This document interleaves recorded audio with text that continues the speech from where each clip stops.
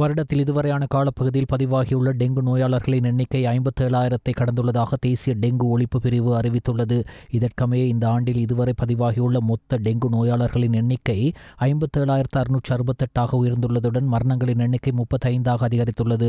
இதேவேளை கடந்த 24 மணித்தியாலயங்களில் மாத்திரம் 1,253 டெங்கு நோயாளர்கள் பதிவாகியுள்ளனர் என குறிப்பிடப்பட்டுள்ளது.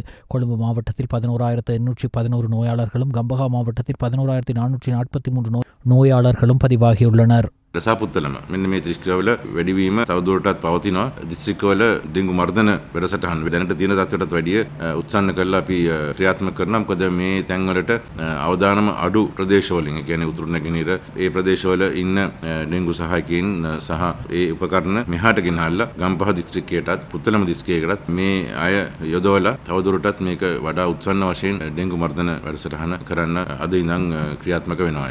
මේ අතර පවතින තත්ත්වය හමුවේ සීමාවාසික වෛද්‍යවරුන් හැකි ඉක්මනින් බඳවා ගැනීමට කටයුතු කරන ලෙස රජයේ වෛද්‍ය නිලධාරීන්ගේ සංගමය රජයෙන් ඉල්ලා සිටිනවා. රෝහල් පද්ධතිය තුළ ඉතාමත්ම දැඩි අපහසුතාවයකට ලක් වෙලා තියෙනවා. රෝහල් ඇඳන් රෝගීන්ට නැති තරමටම ඉතාමත්ම පිරී පවතිනවා. විශේෂයෙන්ම කොළඹ දිස්ත්‍රික්කය, බස්නාහිර පළාත අර්බුදකාරී තත්වයකට පත්වෙමින් පවතිනවා කියන එක පැහැදිලිව පේන්න තියෙන කාරණාවක්. මොකද කොළඹ තියෙන ප්‍රධාන රෝහල් සියල්ලගේම මේ වෙනකොට ඩෙන්ගු රෝගීන්ගෙන් පිරී පවතිනවා. ඒ වගේම රජයේ රෝහල් පද්ධතිය විතර නෙවෙයි, පෞද්ගලික අංශවල රෝහල් පද්ධතිය පවා මේ වෙනකොට ධාරිතාව ඉක්මමින් යන බව පැහැදිලිව පේන්න තියෙන කාරණාවක්. මේ දත්තත් එක්ක අපිට පේන්න තියෙනවා ඩෙන්ගු අධිවසංගත තත්ත්වයක් කරා ක්‍රමයෙන් මේ ඇදීගෙන යනවා. අපි ඊතරම් වෙහෙසටපත් වෙලා ඉන්නේ විශේෂඥ වෛද්‍යවරුන්, ශ්‍රේණි වෛද්‍යවරුන් සහ විශේෂයෙන් මේ ෆ්‍රන්ට් ලයින් එකේ ඉදිරියේ වැඩ කරන සීමාවාසික වෛද්‍යවරුන්. එතකොට හරිනම් මේ අවුරුද්ද උන්ගේ සීමාවාසික පුහුණු වර්ෂය ඉවර වෙනකොට තවත් කණ්ඩායමක් ඒ සීමාවාසික වෛද්‍ය පුහුණුව ලැබීම සඳහා උන්ගේ ඒ ඉඩට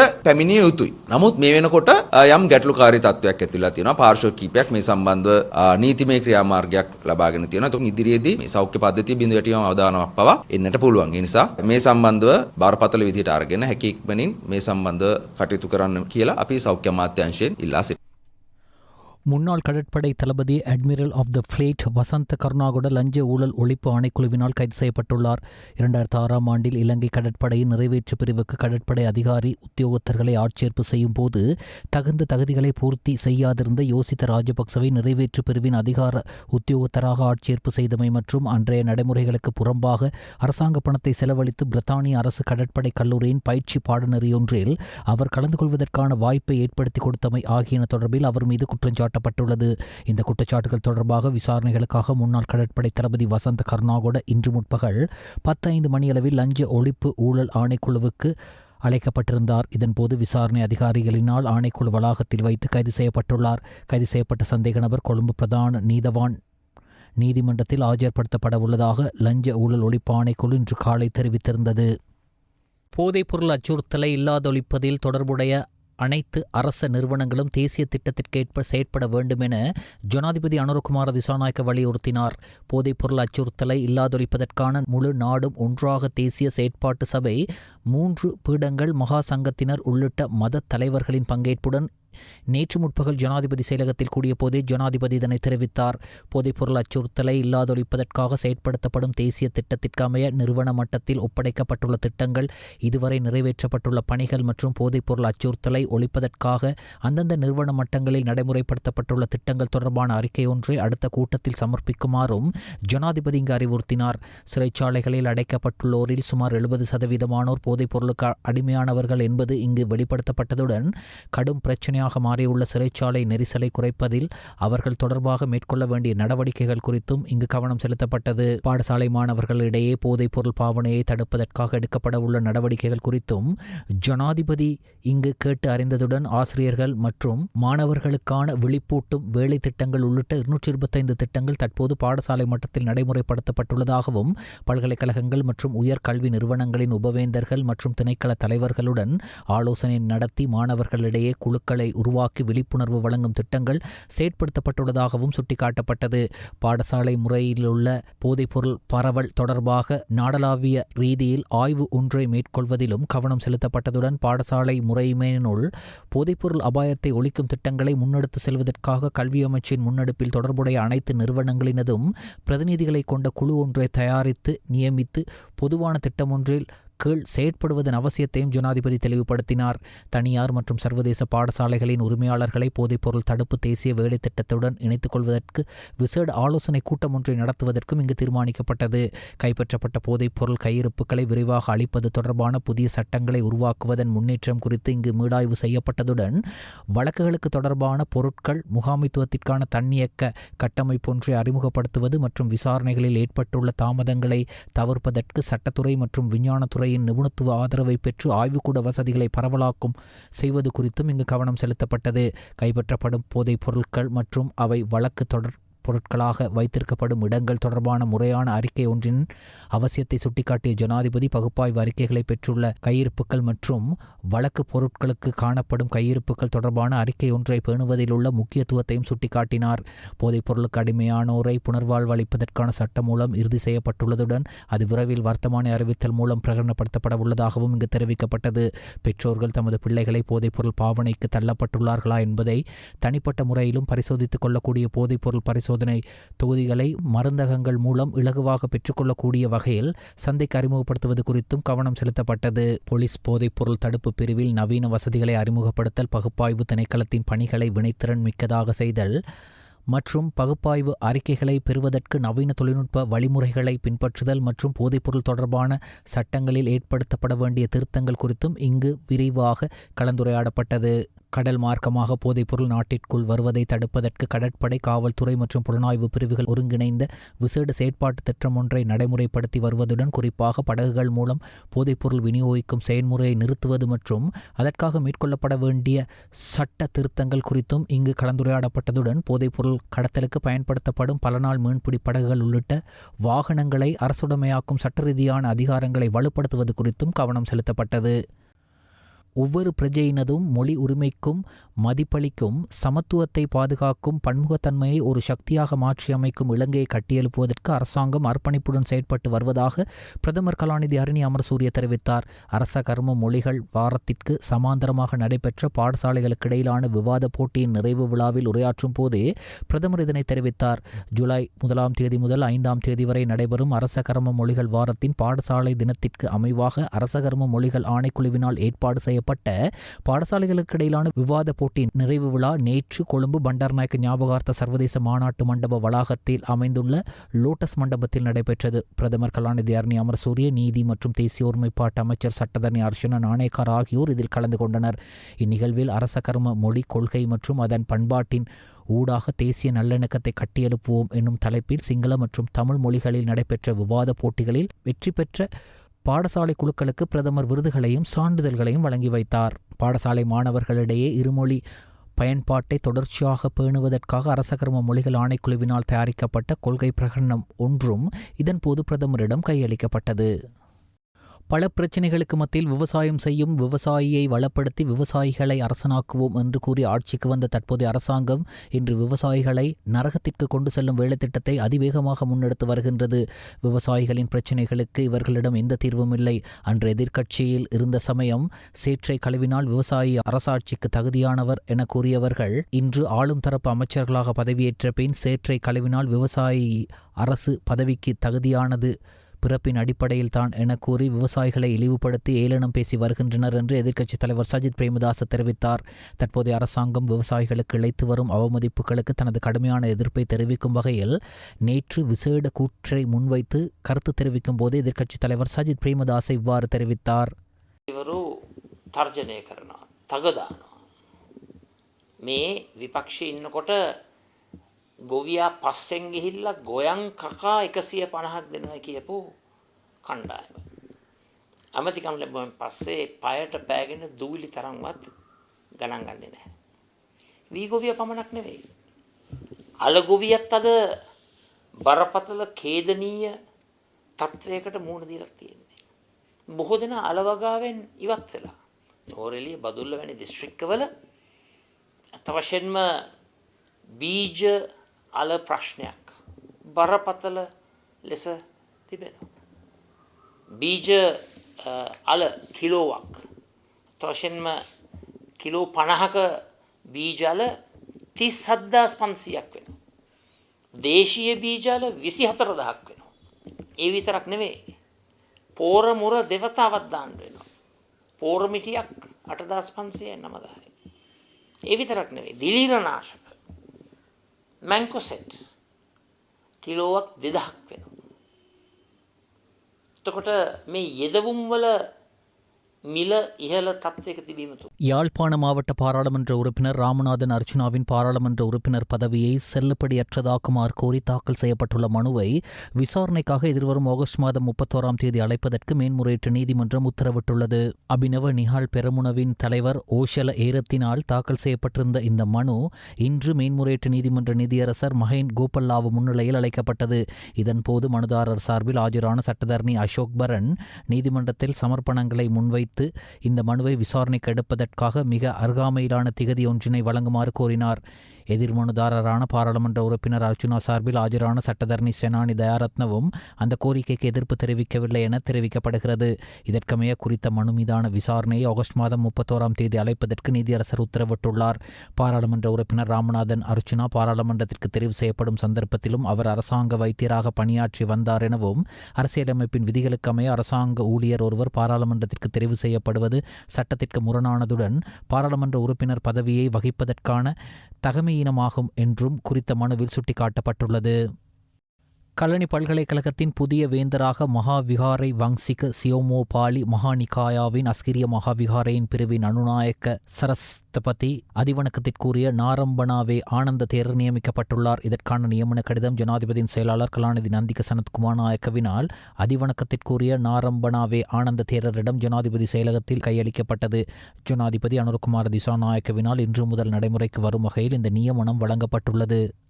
டெங்கு மற்றும் வைரஸ் காய்ச்சல் பரவல் காரணமாக கொழும்பு கட்புல அரங்கேற்ற கலைகள் பல்கலைக்கழகத்தை 2 வார காலத்திற்கு தற்காலிகமாக மூடுவதற்கு தீர்மானிக்கப்பட்டுள்ளது. இதற்கமைய பல்கலைக்கழகத்தின் அனைத்து கல்வி நடவடிக்கைகள், பரீட்சைகள் மற்றும் விடுதிகள் உடனடியாக நடைமுறைக்கு வரும் வகையில் தற்காலிகமாக மூடப்பட்டுள்ளதாக பல்கலைக்கழக மானியங்கள் ஆணைக்குழுவின் தலைவர் குறிப்பிட்டுள்ளார். குறித்த பல்கலைக்கழகம் மீண்டும் ஜூலை மாதம் 13ஆம் தேதி திறக்கப்பட உள்ளதாக பல்கலைக்கழக மானியங்கள் ஆணைக்குழுவின் தலைவர் மேலும் தெரிவித்துள்ளார். விசர் நாய்க்கடி நோயை இல்லாதொழித்தல் மற்றும் செல்லப்பிராணிகளை பதிவு செய்தல் சட்டமூலத்தை அரச வர்த்தமானியில் வெளியிடுவதற்கும் பாராளுமன்ற அங்கீகாரத்திற்காக சமர்ப்பிப்பதற்குமான யோசனைக்கு அமைச்சரவை அனுமதி வழங்கியுள்ளது. சட்ட வரைஞரால் தயாரிக்கப்பட்டுள்ள இந்த சட்டமூலத்திற்கு சட்டமா அதிபரின் அனுமதி கிடைக்கப்பெற்றுள்ளது. இதன் அடிப்படையில் அதனை வர்த்தமானியில் வெளியிடுவதற்கும் பாராளுமன்றத்தில் முன்வைப்பதற்குமான யோசனை ஒன்றை பொது நிர்வாக, மாகாண சபை மற்றும் உள்ளூராட்சி அமைச்சரினால் முன்வைக்கப்பட்டிருந்தது. இந்நிலையில் இதற்கான அனுமதியை அமைச்சரவை தற்போது வழங்கியுள்ளது. சீன கம்யூனிஸ்ட் கட்சியின் 150வது ஆண்டு நிறைவு விழாவை முன்னிட்டு இலங்கையில் உள்ள சீன தூதரகத்தின் ஏற்பாட்டில் கொழும்பு சினமன் லைஃப் ஹோட்டலில் நேற்று முன்தினம் இரவு நடைபெற்ற கொண்டாட்ட வரவேற்பு நிகழ்வில் முன்னாள் ஜனாதிபதிகள், பாராளுமன்ற உறுப்பினர்கள் என பலரும் கலந்து கொண்டனர். It's a great honor and a privilege, together with all of you, to celebrate the 105th anniversary of the founding of the Communist Party of China. China, the CPC, stand ready to strengthen the exchange of governance experience with all political parties in Sri Lanka. We look forward to working together with the Sri Lanka side to fully implement the important consensus reached by the two heads of state, promote the building of China-Sri Lanka community with shared future of strategic significance, and bring more corporate benefits and great dividends to the two peoples. විශේෂයෙන්ම චීනයේ වර්තමාන ජනාධිපතියා චීන communist පක්ෂයේ ප්‍රධාන ලේකම් ෂී ජින්පිං සහෝදරයාගේ මඟ පිළිනීම තුළ නවීකරණය, නවීන තාක්ෂණ උපයෝග කරගනිමින් චීන ලෝකයේ දෙවන බලවත් ආර්ථිකය සහිත රට බවට පත් කිරීමට චීන කොමියුනිස්ට් පක්ෂය සමර්ථ තිබේ. චීන කොමියුනිස්ට් පක්ෂය ශ්‍රී ලංකාවේදී ජනතා විමුක්ති පෙරමුණ සමග ඉතාම සමීපව කටයුතු කරන බව මෙහිදී ගෞරවයෙන් සිහිපත් කළ යුතු ඇත. 2025 වසර මුල ජනාධිපති අනුර සනායක සහෝදරයාගේ චීන සංචාරය අතරතුර ජනතා විමුක්ති පෙරමුණ හා චීන කොමියුනිස්ට් පක්ෂය අතර අවබෝධතා ගිවිසුමක් අත්සන් කිරීම ඉතාමත් වැදගත් සිදුවීමක් විය. I would like to propose that Sri Lanka has a lot to learn from China's economic success. It commenced with reform and opening up. They refer to it as Gaige Kaifang. The establishment of special economic zones, Shinji Teku. A promotion of a system of household responsibility, Lianchan, Chengbao, Zelenchi. Township and village enterprises, Shenzhen, Kiyi. Open coastal cities, Yanghai, Kaifang, Shenxi, and of course, Nanfang Tanhua. முன்னாள் அமைச்சர் SM. சந்திரசேனவுக்கு எதிராக கொழும்பு மேல் நீதிமன்றத்தில் குற்றப்பத்திரிகை கையளிக்கப்பட்டுள்ளது. ஊழல் மற்றும் லஞ்ச ஒழிப்பு ஆணைக்குழுவினால் நேற்று தாக்கல் செய்யப்பட்டிருந்த இந்த குற்றப்பத்திரிகை கொழும்பு மேல் நீதிமன்ற நீதிபதி ரவீந்திர பிரேமரத்ன முன்னிலையில் விதிகளின்படி வாசித்து கையளிக்கப்பட்டது. இதனைத் தொடர்ந்து பிரதிவாதிகளான முன்னாள் அமைச்சரை 50,000 ரூபாய் ரொக்க பிணையிலும் தலா 10 லட்சம் ரூபாய் பெறுமதியான 2 சரீர பிணைகளிலும் செல்ல நீதிபதி அனுமதி வழங்கினார். மட்டக்குழி ஃபெர்குசன் வீதியில் கொழும்பு குற்றத்தடுப்பு பிரிவின் அதிகாரிகளால் நடத்தப்பட்ட சோதனையின் போது 5 கிலோகிராமிற்கும் அதிக எடையுள்ள ஹெரோயினுடன் நபர் ஒருவர் கைது செய்யப்பட்டுள்ளதாக போலீசார் தெரிவித்துள்ளனர். கிடைக்கப்பெற்ற ரகசிய தகவலுக்கு அமைவாக நேற்று முன்தினம் பிற்பகல் மேற்கொள்ளப்பட்ட சோதனையின் போதே 40 வயதுடைய இந்த சந்தேக நபர் கைது செய்யப்பட்டுள்ளார். இதன்போது சந்தேக நபரிடமிருந்து 5 கிலோகிராம் 140 கிராம் ஹெரோயின் போதைப்பொருள் கடத்தல் மூலம் இட்டப்பட்டதாக சந்தேகிக்கப்படும் 50,000 ரூபாய் பணம் மற்றும் போதைப்பொருள் கடத்தலுக்கு பயன்படுத்தப்பட்டதாக கூறப்படும் 2 கைபேசிகள் என்பன போலீசாரால் கைப்பற்றப்பட்டுள்ளன. கொழும்பு 10 பகுதியைச் சேர்ந்த இந்த சந்தேக நபர் மேலதிக விசாரணைகளுக்காக மட்டக்குழி போலீசாரிடம் ஒப்படைக்கப்பட்டுள்ளார். சம்பவம் தொடர்பான விசாரணைகளை மட்டக்குழி போலீசார் மேற்கொண்டு வருகின்றனர். இலங்கைக்கான கொரிய குடியரசின் தூதுவர் மேதகு மியோன் லீ நேற்று முன்தினம் கொழும்பில் உள்ள பாதுகாப்பு அமைச்சில் பாதுகாப்பு செயலாளர் ஏர் வைஸ் மார்ஷல் சம்பத் தூயகொந்தாவை மரியாதை நிமித்தம் சந்தித்தார். இதன்போது இலங்கைக்கும் கொரிய குடியரசிற்கும் இடையிலான நீண்டகால இருதரப்பு உறவுகளை மேலும் வலுப்படுத்துவது தொடர்பாக பரஸ்பர அக்கறை கொண்ட விடயங்கள் குறித்து சுமூகமான கலந்துரையாடல் இடம்பெற்றது. மேலும் பாதுகாப்பு ஒத்துழைப்பு, இராணுவ பயிற்சி மற்றும் பரிமாற்ற திட்டங்கள், திறன் மேம்பாடு மற்றும் பிராந்திய ஸ்திரத்தன்மை ஆகிய துறைகளில் ஒத்துழைப்பை மேம்படுத்துவதற்கான வழிமுறைகள் குறித்தும் கருத்துக்கள் பரிமாறப்பட்டன. இலங்கை முப்படையினருக்கு கொரியாவில் பயிற்சி வாய்ப்புகளை வழங்குதல், பாதுகாப்பு துறை தொடர்பான சர்வதேச கண்காட்சி மற்றும் கூட்டு இராணுவ பயிற்சிகளில் பங்கேற்பதற்கான வாய்ப்புகளை விரிவுபடுத்தல் குறித்தும் இங்கு கவனம் செலுத்தப்பட்டது.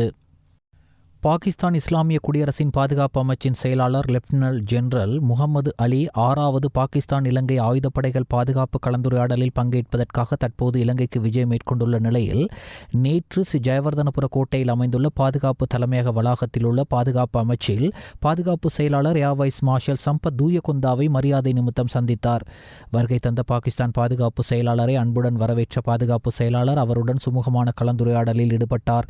இதன்போது நடைபெற்று வரும் இலங்கை பாகிஸ்தான் பாதுகாப்பு கலந்துரையாடல் இருதரப்பு பாதுகாப்பு ஒத்துழைப்பு, இராணுவ பரிமாற்றங்கள், பயிற்சி வாய்ப்புகள் மற்றும் பரஸ்பர மூலோபாய முக்கியத்துவம் வாய்ந்த துறைகளில் ஒத்துழைப்பை மேலும் விரிவுபடுத்துவதற்கான வழிமுறைகள் உள்ளிட்ட பரஸ்பர அக்கறை கூறிய பல்வேறு விடயங்கள் தொடர்பாக கருத்து பரிமாற்றம் இடம்பெற்றது. இலங்கை ஜனநாயக சோசியலிச குடியரசின் கௌரவ ஜனாதிபதியும் முப்படை தளபதியுமான அனுர்குமார திசாநாயக் அவர்களால் rear admiral Damian Fernando vice admiral தரத்தில் பதவி உயர்வு அளிக்கப்பட்டு நேற்று முன்தினம் முதல் இலங்கை கடற்படையின் 27வது கடற்படை தளபதியாக நியமிக்கப்பட்டார். பதவிகளை பொறுப்பேற்ற அவர் முதலாவதாக பாதுகாப்பு செயலாளர் ஓய்வு பெற்ற ஏர் வைஸ் மார்ஷல் சம்பத் தூயகொந்தாவை சந்தித்தார்.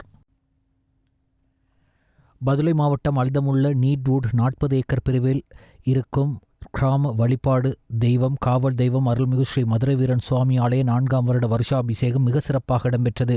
காலை விநாயகர் வழிபாட்டுடன் ஆரம்பிக்கப்பட்டு மூர்த்த கால் நாட்டுதல், அலங்கார பூஜை, வீச்சருவாள் கொண்டு வருதல், குறிச்சொல்லுதல் என்பன இடம்பெற்று அடியார்களுக்கு அன்னதானம் வழங்கப்பட்டது. இதில் ஏராளமான பக்தர்கள் கலந்து சிறப்பித்தமை குறிப்பிடத்தக்கது.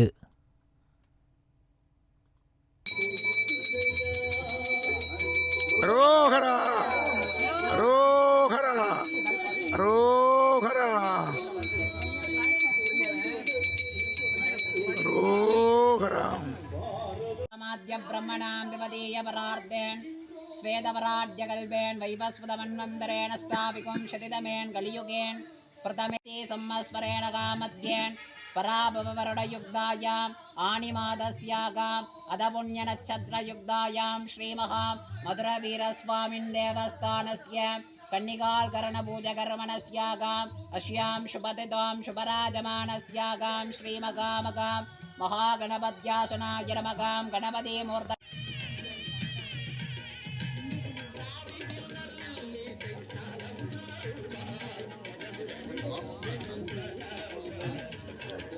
வயல போட்டாங்க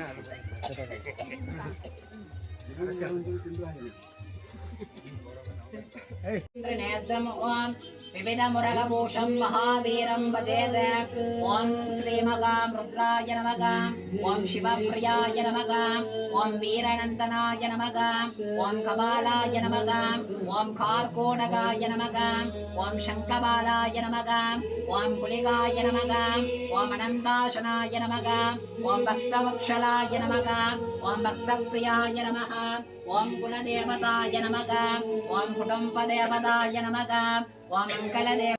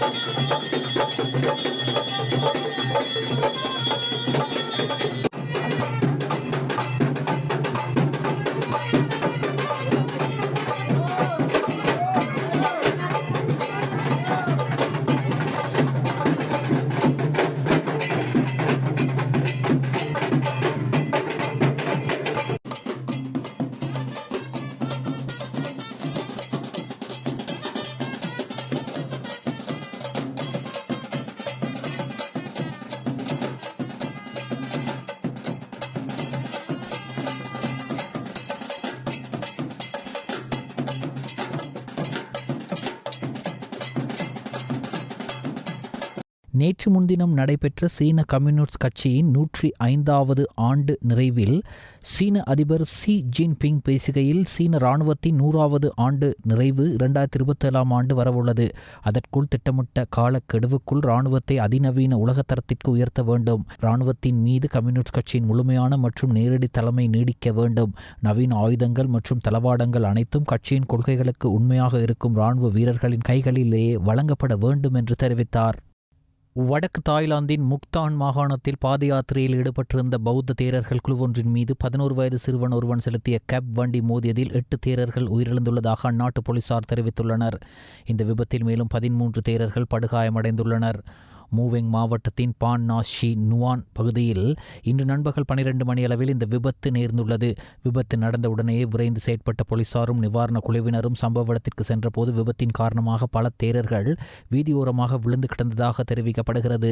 இந்த விபத்தில் 5 தேரர்கள் சம்பவ இடத்திலேயே உயிரிழந்ததுடன் படுகாயமடைந்து வைத்தியசாலையில் அனுமதிக்கப்பட்ட தேரர்களில் 3 சிகிச்சை பலனின்றி உயிரிழந்துள்ளனர். காயமடைந்த ஏனைய 13 தேரர்களும் தற்போது அவசரமாக அருகிலுள்ள வைத்தியசாலையில் அனுமதிக்கப்பட்டு அவர்களுக்கு தேவையான அத்தியாவசிய சிகிச்சைகள் வழங்கப்பட்டு வருகின்றன. ஆரம்பகட்ட போலீஸ் விசாரணைகளின்படி விபத்தை ஏற்படுத்திய கேப் வண்டியை 11 வயது சிறுவன் ஒருவனே செலுத்தியுள்ளார். அவர் தனது பெற்றோரின் அல்லது பாதுகாவலரின் எந்தவொரு அனுமதியுமின்றி இந்த வாகனத்தை செலுத்திச் சென்று இந்த பாரதூரமான விபத்தை ஏற்படுத்தியுள்ளமை தெரிய வந்துள்ளது. இச்சம்பவம் குறித்து தாய்லாந்து போலீசார் மேலதிக விசாரணைகளை மேற்கொண்டு வருகின்றனர். இந்திய 19 வயதின் கீழ் அணிக்கு எதிராக நடைபெறவுள்ள 3 ஒருநாள் மற்றும் 2 4 நாள் போட்டிகளில் விளையாடவுள்ள இலங்கை 19 வயதின் கீழ் குழாம் உத்தியோகபூர்வமாக அறிவிக்கப்பட்டுள்ளது. அறிவிக்கப்பட்டுள்ள இலங்கை குழாம்களில் தமிழ் பேசும் வீரர்களான விக்னேஸ்வரன் ஆகாஷ் மற்றும் குகதாஸ் மாதுலன் ஆகியோர் இடம் பிடித்துள்ளனர். விக்னேஸ்வரன் ஆகாஷ் ஒருநாள் மற்றும் 4 நாள் போட்டிகள் என 2 குழாம்களிலும் இடம் பிடித்துள்ளதுடன் குகதாஸ் மாதுலன் ஒருநாள் குழாத்தில் இடம் பிடித்துள்ளார். ஒருநாள் போட்டிகளை மாதம் 4 மற்றும் 6 மற்றும் 9ஆம் தேதிகளில் அம்மாந்தோட்டம் 5 ராஜபக்ச மைதானத்தில் நடைபெறவுள்ளன. நடைபெறவுள்ளன. இதையடுத்து 13ஆம் தேதி முதல் 4 நாள் போட்டி காலி சர்வதேச கிரிக்கெட் மைதானத்திலும், இரண்டாவது 4 நாள் போட்டி 20ஆம் தேதி கொடும் ஆர் பிரேமதாச மைதானத்திலும் நடைபெறவுள்ளன. இலங்கை 1 நாள் மற்றும் 4 நாள் போட்டிகளுக்கான அணியின் தலைவராக விமத் டின்சார பெயரிடப்பட்டுள்ளதுடன் கவிஜ கமகே உபத்தலைவராக நியமிக்கப்பட்டுள்ளார்.